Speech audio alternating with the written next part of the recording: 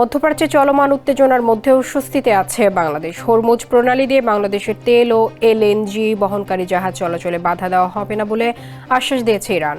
জানা গেছে, বিশ্বের অন্যতম গুরুত্বপূর্ণ জ্বালানি পরিবহন করিডর হরমুজ প্রণালীতে সংঘাতের প্রভাব পড়ার আশঙ্কা তৈরি হলে বাংলাদেশ সরকার ইরানের সঙ্গে যোগাযোগ করে। এ সময় বাংলাদেশের জ্বালানিবাহী জাহাজগুলোর নিরাপদ চলাচলের বিষয়টি নিশ্চিত করার অনুরোধ জানানো হয়। এ বিষয়ে সম্মতি জানিয়ে ইরান অনুরোধ করেছে বাংলাদেশের জ্বালানিবাহী জাহাজগুলো হরমুজ প্রণালীতে প্রবেশের আগে যেন তাদের আগাম তথ্য জানানো হয়। ইরান বর্তমানে যুক্তরাষ্ট্র ও ইসরায়েলের জাহাজ চলাচলে নিষেধাজ্ঞা আরোপ করেছে, তবে বাংলাদেশের জাহাজগুলোকে সেই নিষেধাজ্ঞার আওতার বাইরে রাখার বিষয়ে আশ্বাস দিয়েছে দেশটি। দেশের মানুষকে প্রতিদিন সুরক্ষিত রাখার প্রত্যয় নিয়ে সেফটি কেবল সহ এলো সেফ সিলিং ফ্যান। ইরানের এই আশ্বাসের কারণে দেশের জ্বালানি সরবরাহ নিয়ে তাৎক্ষণিক উদ্বেগ অনেকটাই কমেছে বলে জানিয়েছে জ্বালানি খাতের একজন কর্মকর্তা। এদিকে যুক্তরাষ্ট্র ও ইসরায়েলের অব্যাহত আক্রমণের মুখে বিশ্ব জ্বালানি বাজার অচল করে দেওয়ার হুমকি দিয়েছে ইরান।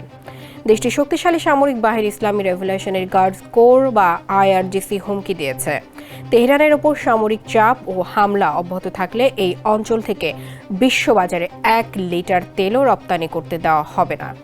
আইআরজিসি আরও বলেছে, এই যুদ্ধের সমাপ্তি কখন এবং কিভাবে হবে তা কেবল ইরানই নির্ধারণ করবে।